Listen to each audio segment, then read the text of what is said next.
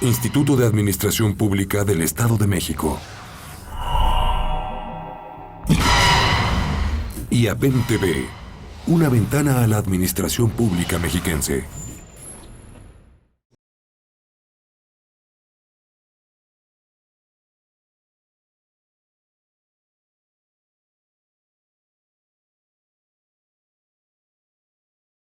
Here at the IAPEN, we welcome you to this talk with the students. These students are the best in their own career, with the best scores. Yeah. And also the event, we want to tell you that we all work here with sort of like a social service, and the event give us some economic reward for that service. And also, I don't know if you know that Japan is Public Administration Institute of the State of Mexico. So yeah, we're going to introduce the people here. Hugo Antonio Fonseca Santin. Good morning.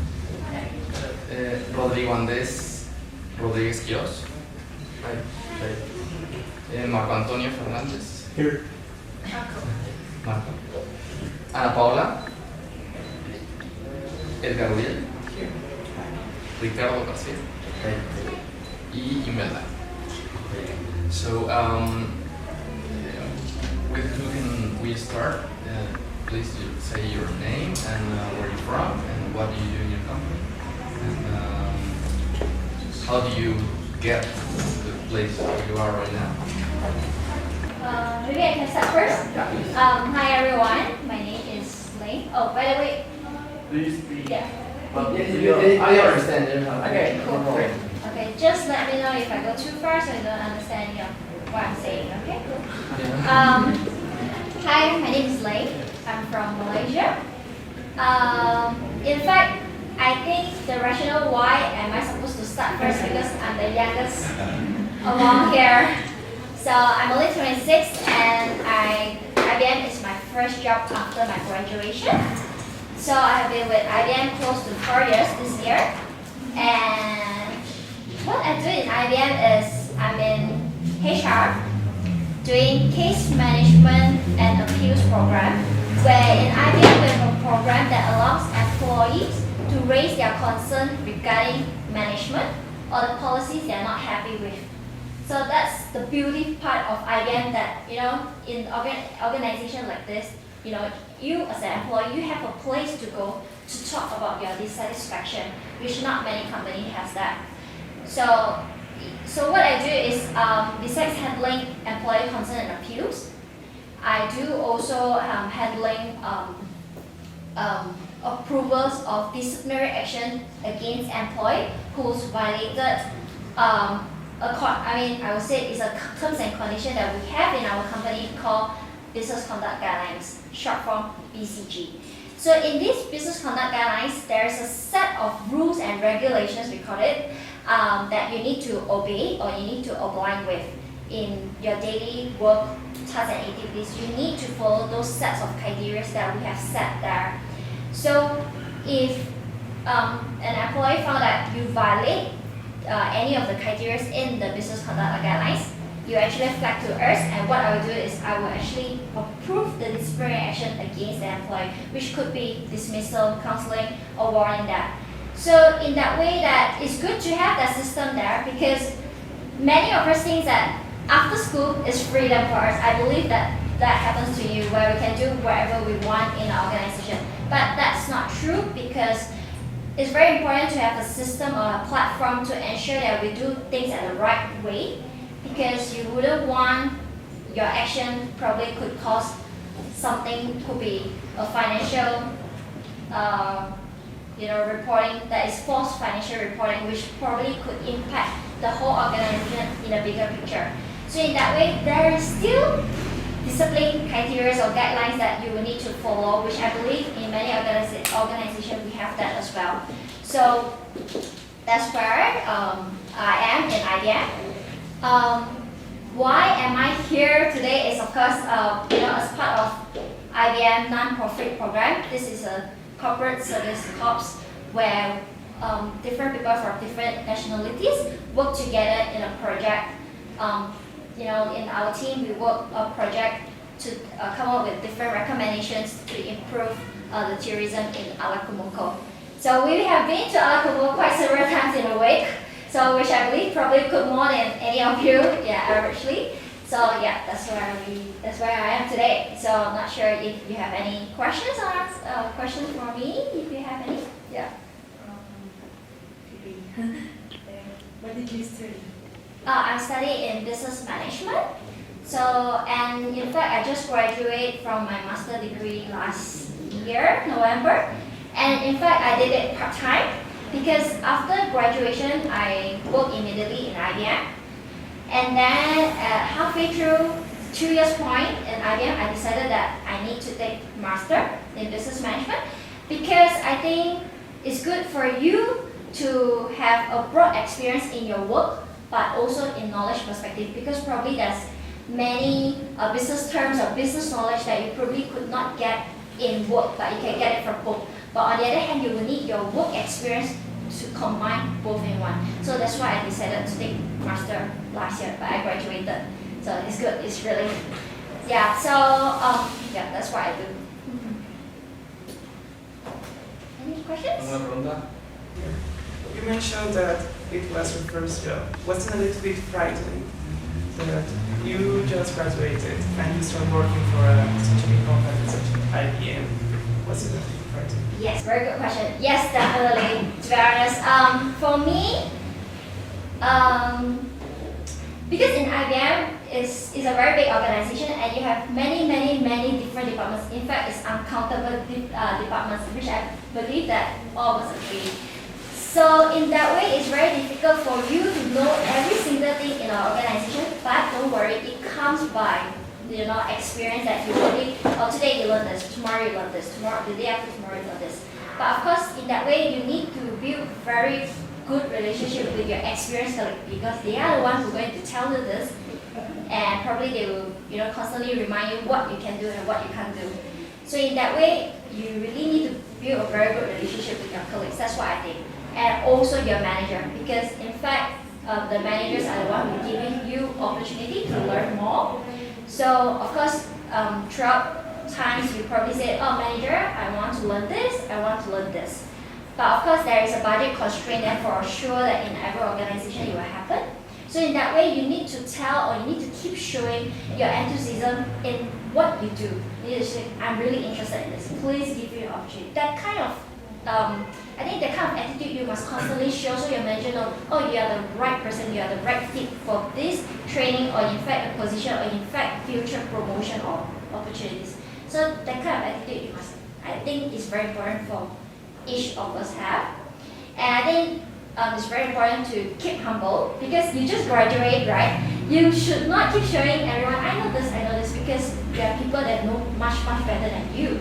So you need to say, oh, I don't know this, can you please help me? You need to keep showing your humbleness so they know that, oh, you need more information. Although probably you know, but in some sense, I think you need to keep your humbleness there, not to show, I know this, you don't need to tell me that. No, you should keep showing, I want to know, I want to learn. So I think the attitude of you want to learn and it keeps you growing after all. And I do understand that I do feel that some of my friends as well after graduate, they have very high expectation. And I think I spoke to Lena this morning that some of us probably have very high expectation on our first job because it's our first job. Really want to make it happen, really want it to be good. So to set the right balance of the expectation level and also the reality is very difficult because what you expect and what you get in the end is probably something very different probably. So you need to have that kind of mindset that would happen probably. So it's good for you to have mentally prepared all this happen. So when it really happened, you won't like, wow, why is this happening to you? So that kind of mindset is very important. I think it's more to what you have as a personality rather than what you have in a knowledge and a book. That's what I thought.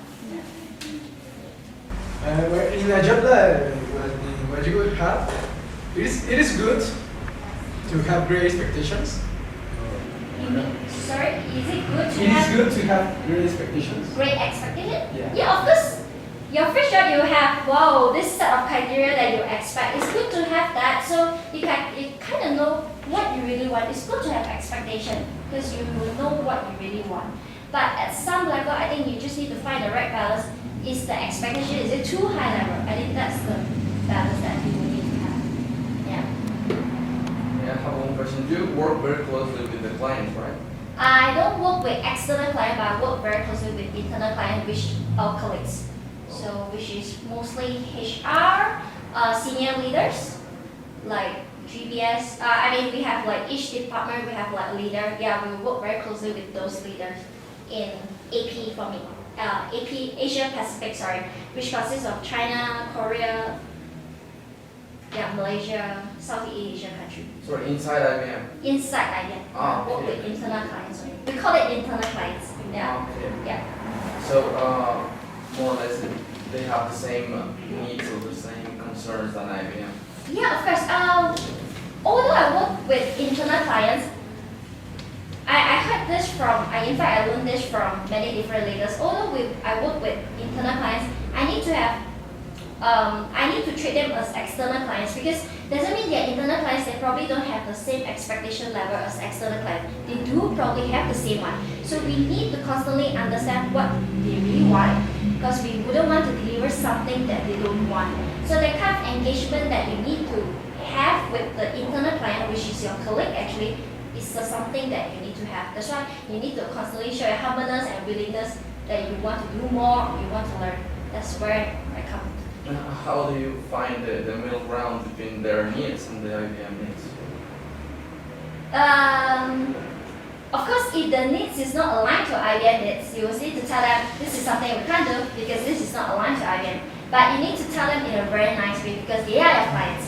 So you wouldn't want to say no to them, but putting in a way you probably can say yes, no, yes. You should say, yes, I can do this for you, but unfortunately IBM does not allow, but I can do this way for you.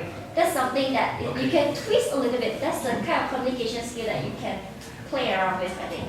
It's the beauty of the working life that you need to learn all this. Backdoors? Yes, I would say so, yeah. So, yeah, you come by experience, I think, yeah. Okay. ¿Alguna otra pregunta? Okay, cool. Yeah, cool. Okay, should I go? Yeah, please. Okay, hi everyone, I'm Shifali Pandayani and I'm from India. I have overall 8 years of experience and I'm 27 years old. And I started my career along with my studies. So I was completing my graduation and also working part-time. So this has enabled me to also gain book knowledge and also experience in working atmosphere. And soon I started my career with General Electric, which I worked there for 4 years and later moved to IBM, and now I completed 4 years in IBM. And after I moved to IBM, I also pursued MBA, Master of Business Administration in Operations. So in my overall 8 years of experience, I was also working for, I was also studying for 6 years. So it happened simultaneously. That's why I was able to grow. And I started my career as an analyst, which is technical analyst, and later moved to senior analyst and then quality analyst, later to quality manager. So now my role is a senior quality manager, where I work with different accounts or different smaller individuals in IBM to improve their present performance and give them a strategic guidelines so that they can deliver to the client needs. So this is my career growth in the span of 8 years. So any questions?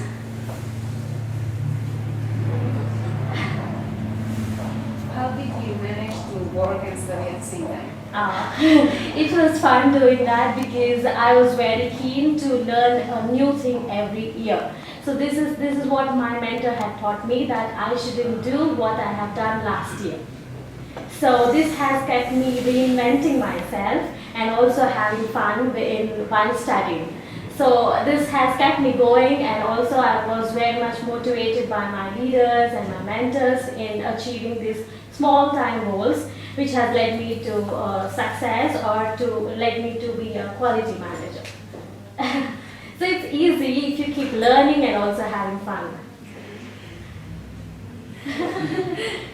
Well, I got a question of any advice you can give us to success in a big company like IBM?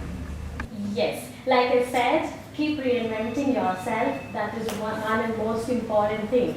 And second, keep your job role new every year.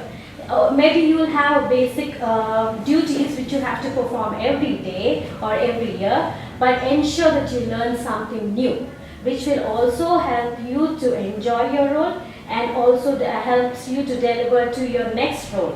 Maybe short-term goals which you can set for yourself, which could help you to lead to the higher goals.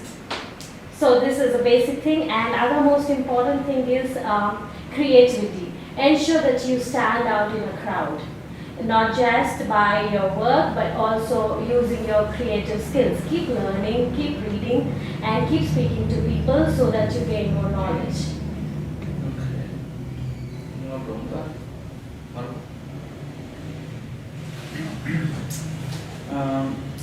What is the most important decision in your life? Okay, my most important decision is toughest question. Yeah. So my family lives. I do not live with my family. While I have taken a decision to study and work together, my family was supportive. So I had to leave my family and come and live alone and do both of this, like study and work, and living by my own. So I was in a mode that I would just work for 6 months and go back to my family. But then this has led to 8 years. So that is the most important decision which I have taken in my life, which has changed the overview of my life or the way I see life now. How do you present the opportunity to work in IBM when you are studying? Okay, so before IBM, I worked for General Electrics, where I have gained a lot of experience in presenting my own skills or presenting my strengths, which also had led me to crack an interview in IBM.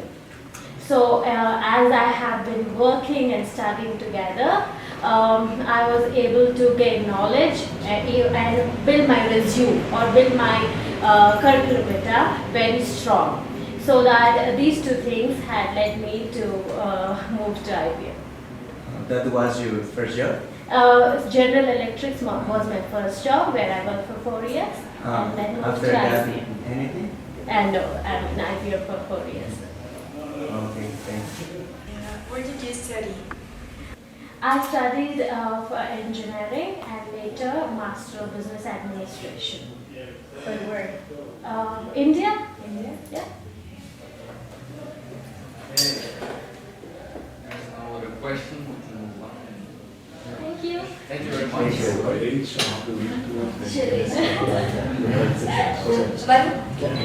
Okay, hello. Girls first. My name is Lena Ingeborg. I'm from Germany. I'm 27 years now, and I also worked for IBM for 8 years because I did my study within IBM. In Germany, we have a dual system where you can study and work in a company for the same time.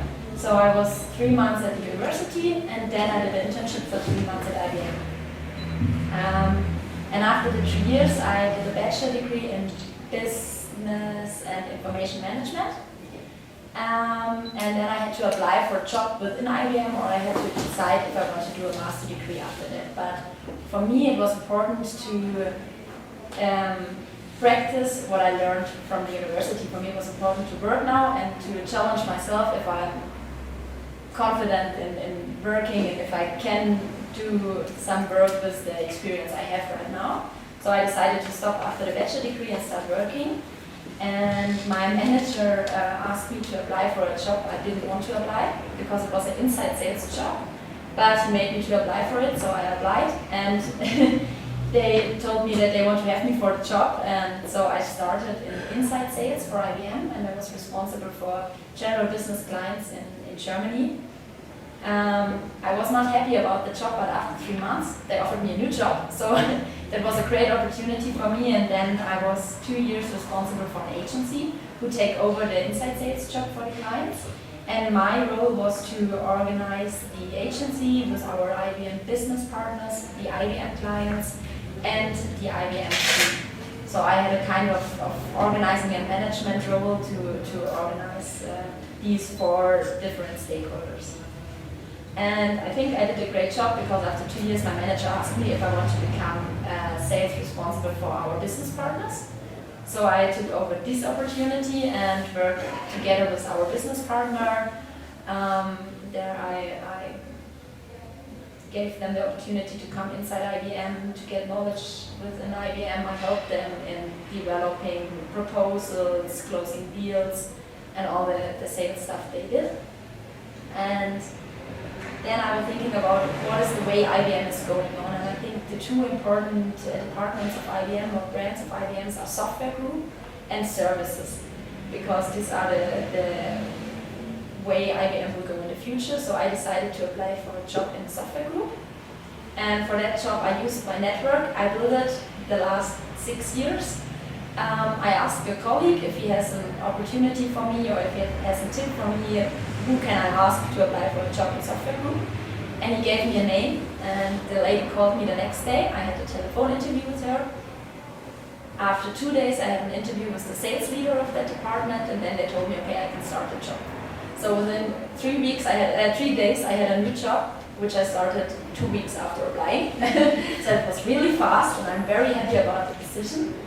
And that is one advice or one tip I want to give to you is, if you have an opportunity and you think the opportunity is good and now, take it, and don't worry about maybe it's too early or what shall I do, because if someone else believes in you and you can do it, then I think you can do it. What else? Yeah, maybe some things I was thinking about what is important or what are the key factors for success. For me, it is very important to build a network that you can use for coming forward.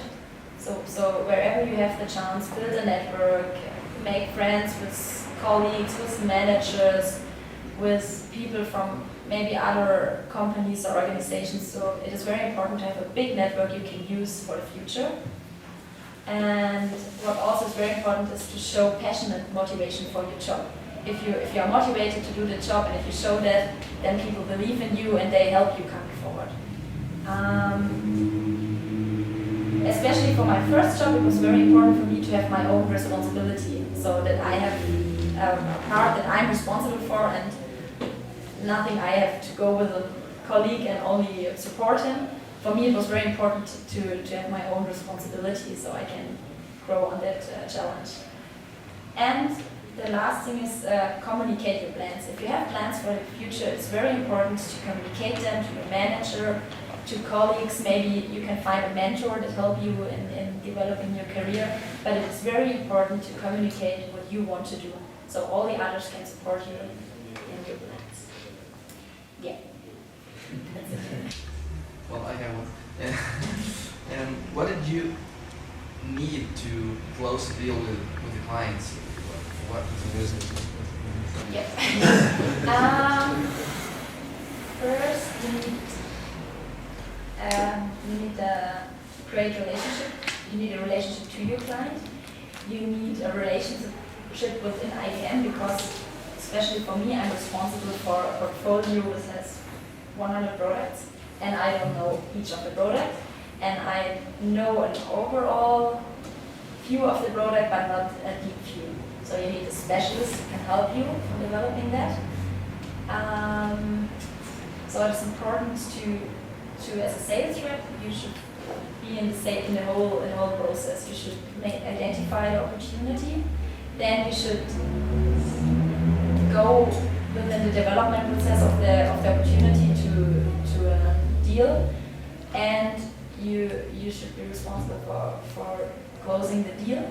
And sometimes it is very important to have maybe a manager or an executive sponsor who helps you in the line of businesses and in the executive levels at the client. Because if you only talk to one person in the client, they have maybe a view that is not a view of your client. So you have to talk to many people of the client, and you have to identify the right persons who can subscribe with you in the end. Okay, and I think you have like a certain amount of number of clients you have to land. So how do you manage the pressure, for so to speak, or with your boss and with the deal and all the money you have? In IBM, we have a management system or a sales system. We have to give a forecast for every 3 months as per quarter, and then it will be measured week by week if we are on track for the forecast, if we are not. And I manage it like I make a territory plan by the beginning of the year, and I think, okay, which are my important customers I should focus on, which are the middle important customers, which are the low important customers, and so I manage my work. And then to the forecast, I always look if I'm on track, and if I'm not on track, I develop a gap action plan. So I think about what else is needed that I can come back to the track. And very important is tell your manager if you have any concerns, because if you always say, yeah, fine, everything is fine, I will do my target, everything is fine, and then 1 week before quarter end you say, oh, oops, I think I cannot make it, then no one is there to help you. But if you communicate it in an earlier phase, you can ask for support and say, okay, I don't have an idea of how to make my goals, and then everyone is happy to support you. There's no one who say, okay, go away, you're the wrong person. So, especially when you are younger, you cannot know everything, and you have to learn. So ask for help and say, okay, I think I cannot make it. Then you get a lot of help in IBM. I think it's also in other companies, but I can say for IBM. You said that if we have the opportunity, we should take it. But do you have any regrets in your professional life that you said I should have done this? Not yet, because especially the first decision I made to go in the inside sales job, I wasn't very happy about that. But it only took 3 months, and I was out of the job and I had a great new job. So I think it is, especially in IBM, we are a very fast-moving company, and there's lots of opportunities you can take. Maybe it is a different thing if you are in a small company with a small opportunity to change jobs.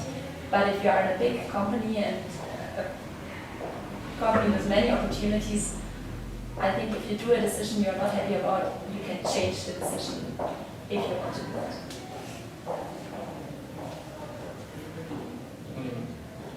No?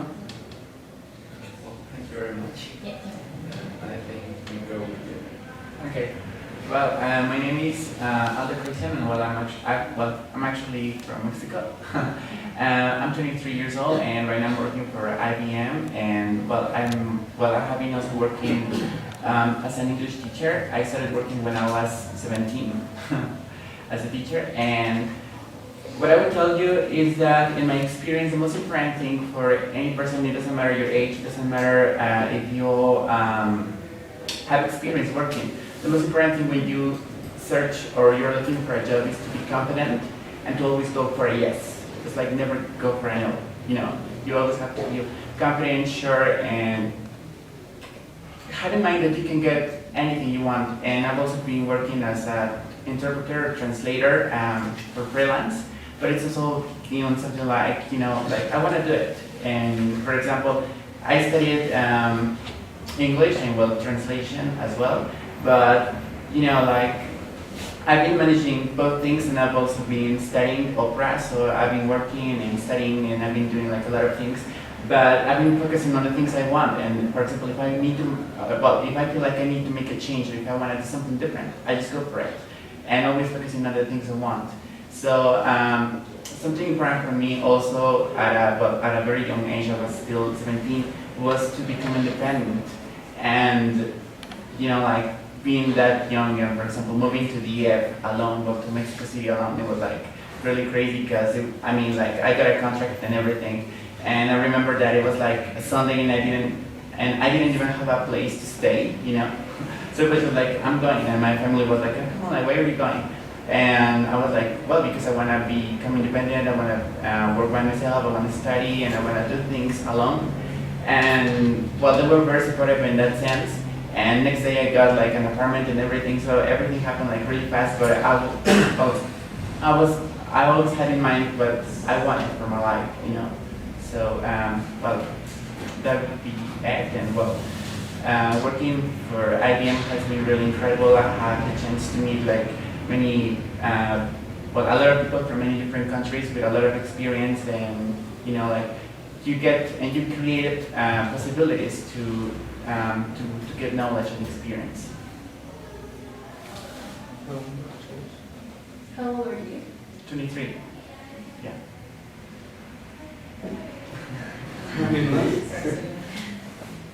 No question. I have a question. Yeah. Did you have in mind to work for IBM or a company like that, or you just have? I mean, I had been working as a teacher for quite some time, but then I was like, I need a change. So I got this opportunity, and I was like, well, I'm gonna take it. I wanna work as a translator, like in a more complete way. So I just went for it, and always again in mind having the yes in my mind, like I'm gonna go for the yes. And next week they called me like, you know, like you're gonna be working for IBM, and I was like, oh well, that's incredible, you know.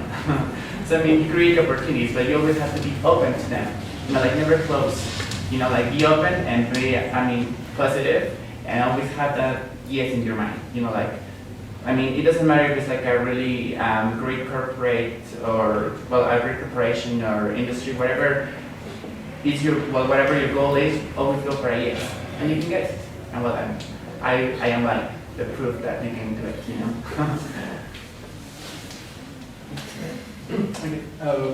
Christian, and you know our context here in Mexico. Yeah. You know that we had less opportunities or lower than in any other countries. So what's the main key you can tell us for finding, having a job? As I'm telling you, you know, like you have to be confident. And I guess in this country we have a lot of prejudices that because you're younger, you don't have experience, you cannot get the job you want. But I mean, you can get it. And for example, I didn't have experience when I entered to work. But I mean, I always felt confident, and I was like, yeah, I can do it because I want to, and because it's something I love. You know, I mean, teaching for me is something really good because I know I can contribute to people's life and contribute in education. You know, so I mean, always. Well, I mean, for me, it has always been something really important to help people. And I mean, not only putting myself first to get what I want, but always helping people. And I know what my goal is to society. So, you know, like, I mean, whatever prejudices you may have in your mind that you're young, or for example, that we don't have opportunities, you create them.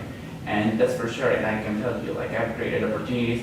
I have the opportunity to work, well, when it comes to music, because as I'm telling you, I'm into opera, I have opportunities to sing in a lot of festivals in Mexico, really important festivals. And I mean, I didn't have really that experience because I had just 1 month studying opera, and I was like, I wanted to sing for this concert, and I got the opportunity, you know? And I mean, many people that enter at the same time with me didn't have that opportunity, but I mean, they were insecure, and I was like, I want to do it, and I did it, you know? So, I mean, any goal, any dream you have, always go for the yes, because you can create it. Well, thank you very much. Yeah. So, yeah, sure. Yeah, okay, I can do that. So maybe you can see on my gray hair, I'm the oldest one here. I'm actually roughly double the age of some of the people around the table here. My name is Jørgen. I live in Denmark, in the northern part of Europe. It's a small country, less than 6 million people there. And that's the reason why I've been brought up in a country that is focusing a lot on being very open, international trade, but a lot of focus on education because we don't have a lot of raw materials, and that kind of shaped my destiny even from I was a kid. So I'm so old, so I wrote a little bit down when I prepared last night, but I want to tell you a story around, my personal story around many career changes, and that made me think also around a Danish philosopher Søren Kierkegaard, who we celebrated his 200 years last year. He has a very, at least in Denmark and in some parts of Europe, a famous saying that I translated it into English. It says, "To dare is to lose one's footing momentarily, not to dare is to lose yourself."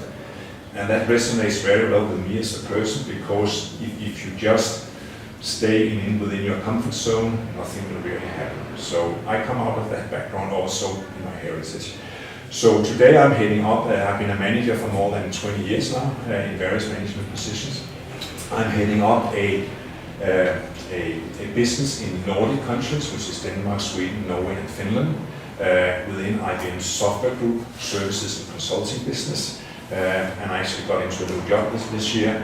Some of my key messages, and it's quite interesting to hear some of my younger colleagues, resonates very well with they are in their career, because one of the things I wrote down was, don't be shy. You have to reach out, because you need to go for career changes and challenge your own comfort zone. That's what I've done several times. Sometimes planned, sometimes you are just at the right place at the right time. So there's a little bit of luck and destiny in your career, at least from my point of view. One of the things that I learned over the many years, and my story can confirm that, is you have a job function, and if you think that you just move to the next job based on that function, you are wrong. You move to the next job based on some of the qualities, some of the experiences you have within that role. So that's the key thing. I can tell you some. I started actually very shortly as a senior high school teacher and ended up elsewhere. But some of the stuff that I got in there actually will help me in a role as a project manager. And later on, when I became a manager, some of the stuff that I did as a project manager helped me in the management position. So that's, if I should give a good advice, remember that you can have building blocks in your careers, not necessarily within the same job. One thing I also learned, also the hard way, is really accept that you will make mistakes. I don't think anyone can go through a career without mistakes, and you have to learn from them. I had mistakes. I try to make sure that I don't repeat the same mistake. That's the dangerous thing, but learn from your mistakes. And also, because I think the headline for this meeting was also really what made you successful kind of thing. And maybe it was put in a work context. To me, it is important that you are honest with yourself. What are your personal drivers? Is it money? Is it prestige? Is it challenging engagements, etc., etc.? And for me, it's a combination. And that links very well with where I am in my whole life. And I will never forget that there's other things than job. I have a family, I have friends. I work hard, but I also have fun. And I have a life that is not more than my work. So let me tell you a little bit about my background then. So I have a master's degree in economic and political science from the University of Copenhagen. Actually there I was working like some of you did when you were studying, but I was working on a big research project funded by the Danish government around employment and economic growth. I think maybe I do a little bit of that actually in the assignment we had here, but I didn't work on that later in my career. But that actually helped me in my career as well. I had a short career as a senior high school teacher, but there was no employment opportunities, and I got an opportunity to work with IT, which I did a little bit when I was at the research project, because I did tons of statistical analysis and writing reports and what have you. So that took me into my first job when I was working in the internal IT department of a retail chain department store. I was there for a short while, then I moved into a similar job, but with more responsibilities, working for the Dutch electronics Philips, as you may know, in their IT organization, where I had a responsibility also as a project manager deploying their email infrastructure in the Nordics. And that was not the email you know today. It was mainframe based, more cumbersome, but that's another story. I got a new career change again when I was working there. I had a chance to become a manager. We had a spin-off of Philips. The outsourced company was called Origin. I had a role there, being part of the leadership team as a sales and marketing manager, and I didn't have any experience in that. That was a tough challenge, indeed, but I took it, and I think that's the message: take the challenges when they are there. Later on in that, when I still was working for Philips, I had the opportunity a couple of years to be ERP practice manager. ERP, the stuff in SAP business systems that businesses are running to run their business with. And then I had an opportunity, was in '98 to move to IBM, which was actually, if you look at it formally, a career step down title-wise, but it was a very conscious step. I was in there as an engagement manager, not as a formal manager title. But I did it because I felt it was the right thing. It gave me some new opportunities in my career, and it did. A few years later, I was heading up some consulting organization. I was heading up a Nordic organization with our software services support, etc. And later on, when we had a reorganization in 2001, there was an opportunity to have a European leadership role. There were many that wanted that, and I reached out for it. And that's the same story that I reached out for it, and I was fortunate enough to get it, and I had that for 4 or 5 years or so. At some point in time, I wanted to do something different, to get closer to customers, because the job ended up, sometimes you get a nice position, but you end up actually missing the interaction with customers. So I got back to a Nordic role. And as part of that, I had also a dual role at some point in time where I was an interim manager in Finland. I talked with my manager, they had a need there to find a new manager there. I said I was willing to do it, so I traveled every week to Finland, from Denmark to Finland. Not a big distance compared to the size of Mexico, but still I did that every week. And that worked nicely, and that gave me some good opportunities. And when the position as heading up the overall software services in this business in Nordic in IBM was open, I was asked if I would have it, and I reached out for it, and I took that, and I had that until actually last year.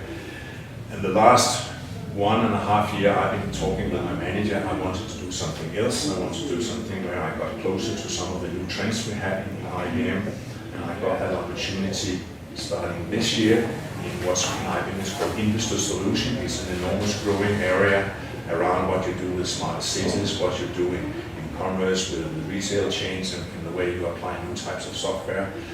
And actually that was, to be very honest, title-wise a career step down, some would see it, but I was very happy with it because I think it's important for me to keep reinventing yourself, and that will be a foundation for my career in the future, so to speak. So to sum it up, I'm actually 56 years old, and some people, when they're approaching their 60s, they start to think about early retirement. I don't do that. I really think around career development constantly, and I don't think I will retire until the other side of 80 or so, but let's see. But that's where I am in my career, and I think the net of it is, I think I have been successful, but I also took the opportunity to frame it in a way that I did remember that there's more thing in life than the work. Any questions? Any advice? Yeah, the first advice, reach out, don't be shy. If there is it's true, as Blaine mentioned, that in some context when you get into a job, you should be humble on some stuff, but you should not be so humble that you don't reach out and grab the opportunity. And sometimes it's also good, because I see that as a manager. If younger people come into my part of the organization, I want them to come with new ideas, because when you've been in an organization for a while, as a manager, you have a tendency, whether you like it or not, to say, okay, this is around why we do things, why should we change it? And it's always good to have a dynamic on new and younger people coming in and challenging on that. So it's okay to be humble, but still be a little bit aggressive and reach out. That's a good advice. For you, what's more important, to have the knowledge, the skills, the abilities, or to be a reliable person? Say again. To you, what's more important? To have the skills, the abilities, the knowledge, or to be a reliable person? What's more important? Okay, the way or it skips a balance between. No, I mean, if you're a reliable person, if you by that mean trust and personal integrity and stuff like that, that's the number one for me in everything I do in life. Obviously, you cannot do a job like mine or the others if you don't have. That's the foundation, the skills, the competences you need to have at various levels. But trust and personal integrity, if I don't have that, it's not worth it.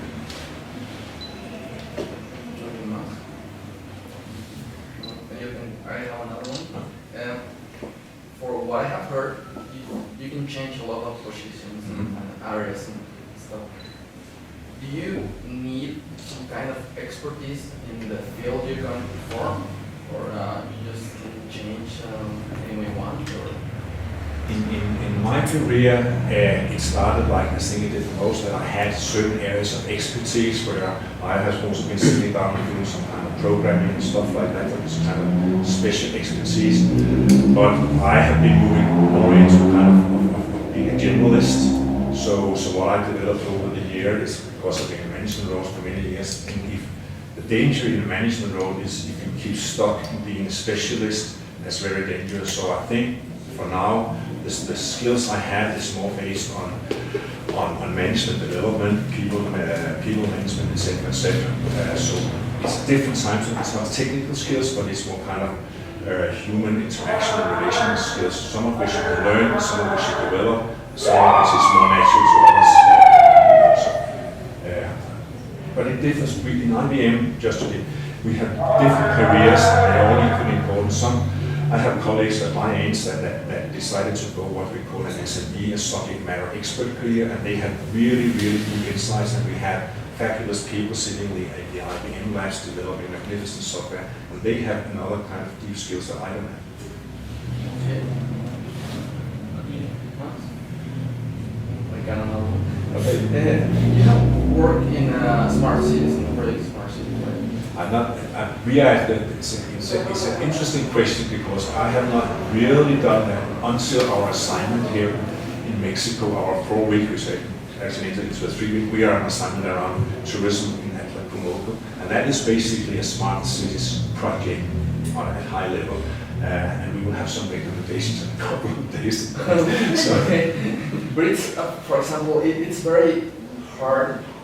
For example, if you do that in Schopenhauer, because they have like very strict regulations about the social network you do with the people, because they don't allow you to do many stuff because they have a problem. Well, it's not a problem. Well, you can call it a problem with the interaction of the people, because if you have a lot of technology, you diminish the quality or the interaction or so how do you balance the smart city with the interaction city? So the more human part versus the more technical technology part of it, is that the question? Mm-hmm. Yeah. It's a good question, and sometimes, to be honest, when we are working in IT, we forget about that. But it is important that we always think about the solution, and the solution needs to meet the needs of people, business, government, etc. But I don't think that necessarily is a conflict, but you have to take it into account in how you craft the solution, that the human part, if that's there, if you implement a system that takes away all the benefits you have of the human interaction, then you probably should implement the system like that. So I don't think it's a black and white thing, a yes or no, but you need to think about that, the user interface, which part. It's not everything that is good to put into information technology. I mean, we are still humans and we need to talk like that. If we had a meeting like this over a conference call, it would be totally different. So even though we live 24/7 on IT in our job roles and in our company, if we are the only way we can be successful is if we think about that there is a human part of it as well. This is my simple answer to a more complicated question. Okay. Well, if alguien más? No? Well, thank you very much. Yeah. Hi, I'm Sandeep. I'm from India. And first of all, I'm extremely happy to be here in Mexico. It's a beautiful country, very friendly people, so it's a great opportunity that I'm here. And also an opportunity to be talking to you all. I mean, you are the next generation that actually going into the market. So it's an opportunity for me as well, as much as it is for you to talk to all of us. All right, so thank you. Like I mentioned, yes, I'm Sandeep and I'm from India. And I'm a program manager with IBM Global Business Services. That's one of the business units we have. And I manage the knowledge sharing or the knowledge management. We call it knowledge sharing in IBM from an IBM perspective, but it's knowledge management as it's generally called outside. So I program manage the knowledge sharing program out of India for the entire, for all of GBS. So we have a team in India and teams spread out elsewhere. So it's a team in India that I actually manage. So as part of that role, we typically work with we have different segments, different industries and all of that within IBM, within GPS. So we work with all of those different industry leaders and different segments actually for to manage the knowledge or the asset base we have within IBM, the intellectual capital. Right, so that's what we do from a role perspective. As far as experience in education goes, I am an I finished my engineering, industrial engineering, and I have about 15 years experience. A lot of different organizations, a lot of different roles, right? And I've been with IBM for about 8 years now. Touching upon the different roles, like I just mentioned, because I'm just kind of taking things, questions that you all have come up with for my friends over here, and probably tying into things that I may have experienced in. I finished my industrial engineering, and I started working as a coder, a Java coder. So it is basically based on the opportunity, right? There's an opportunity in the IT industry, so I took it. It was as simple as that, because that's a practical approach. That's a different thing that I had not studied. For example, it's computer science engineering, but I learned up. So that's the first thing that we all need to have in mind, is to learn up continuously. So that's what I did. I've done that on my role. I worked in the US for some time. Again, excuse me, completely in a different field. I was working in the infrastructure segment, of course, related to IT, but to do with infrastructure consulting. I was an entrepreneur for some time. Basically doing, I had set up a company of about 30 people working for me, and into 3D modeling. We went down.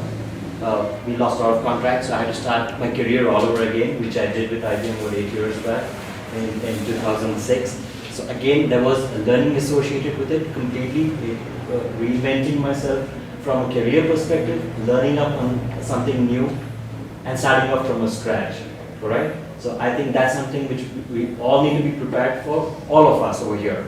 You all, we all, that we need to be ready for changes, whether based on an opportunity, based on compulsions, because our priorities change continuously, and we need to keep pace with that in terms of personally reinventing ourselves and learning up. I would think these two things are the key for each one of us to the entire phase of our career.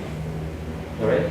For example, you all will be very comfortable probably with MS Office 2013, and we all, especially me, I was struggling because I just kind of installed it on my computer some time back, and that was learning for me in these last couple of days, right? So that's what I mean. It's a small instance, of course, but we all learn every day, and you just need to know what you need to take that as an opportunity, because every learning that you have is actually an opportunity. Everything that you do in any organization, any role, be sure that's going to come back and help you at some point of time in your career, right? There is no good job, there is no bad job. That's what I've learned, right? It definitely comes back to you in one way or the other. So just do what you're doing right now, make sure you're doing it the best, make sure you're working very passionately, and of course, working hard. Nothing works better than that. Right? So that's it. So if you have any questions. I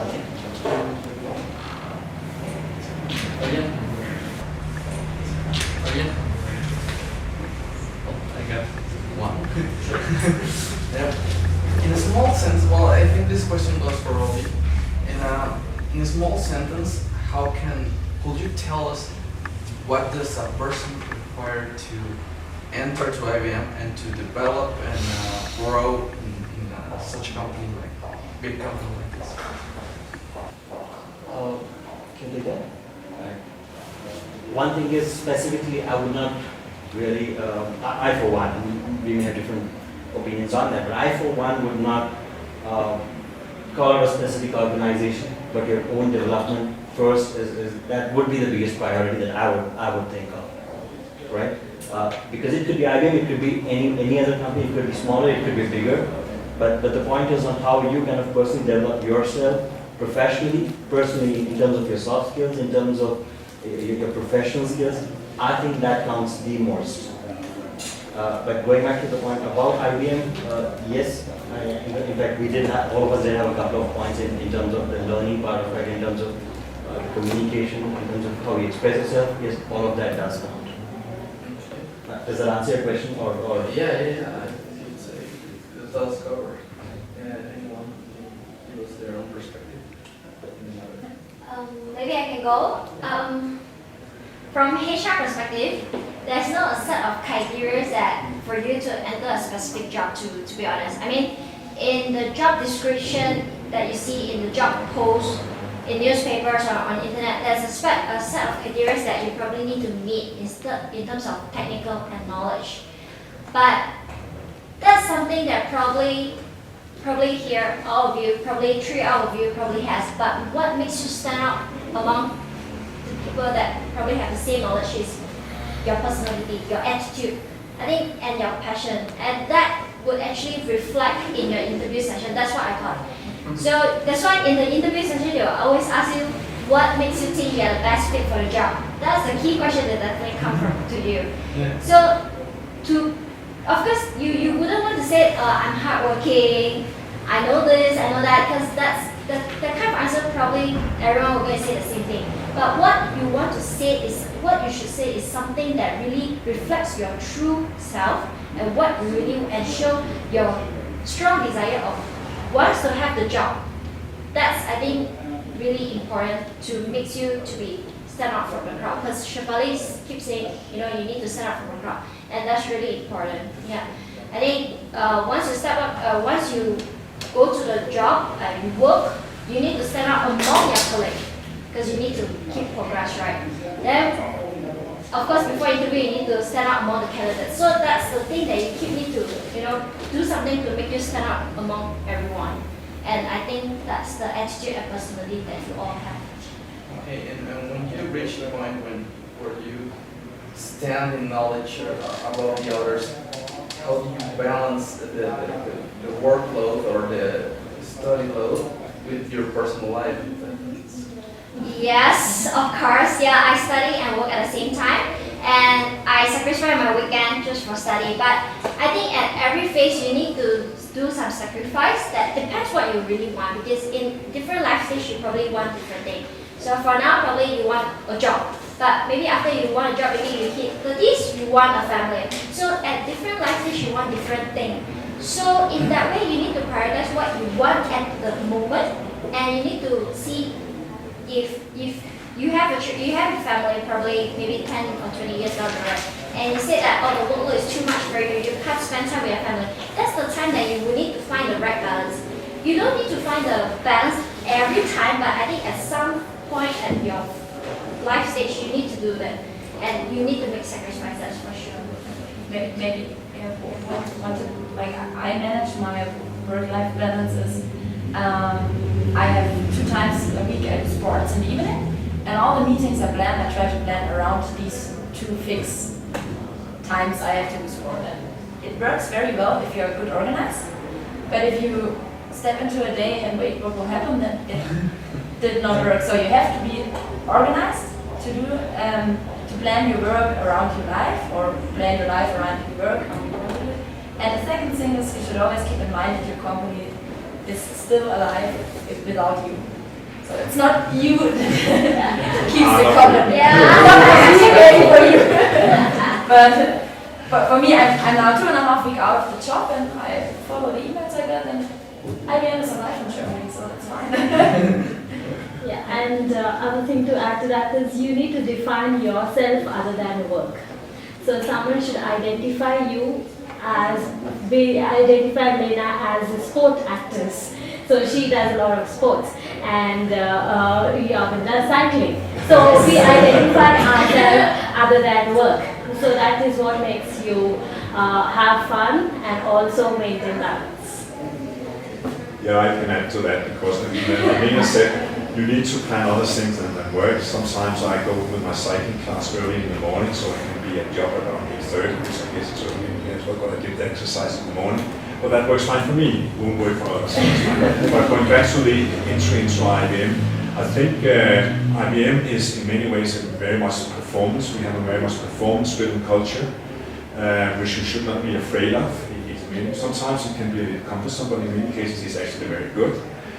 So, but what do you do if you are graduated, you don't have a long list of the 5 recent jobs you had, so how do you kind of prove yourself to fit into that? And you have to, and I think that's what I said in my presentation, you have to find the building blocks, even from the early days, areas where you did perform, where you did good, the final exam, etc., so that you can express that you are that kind of person, that you like to do it, and you have proved that you can perform in other contexts, because I think there are so many types of different jobs in IBM, so the key thing is not necessarily one single thing that you are good at, but that you have that kind of performance drive in you. If you can prove it, and even with some numbers, stuff you did as a 18-year-old or whatever, I did that and I achieved X, Y, Z, and that's a good way to kind of express yourself that you are in that you matches that project.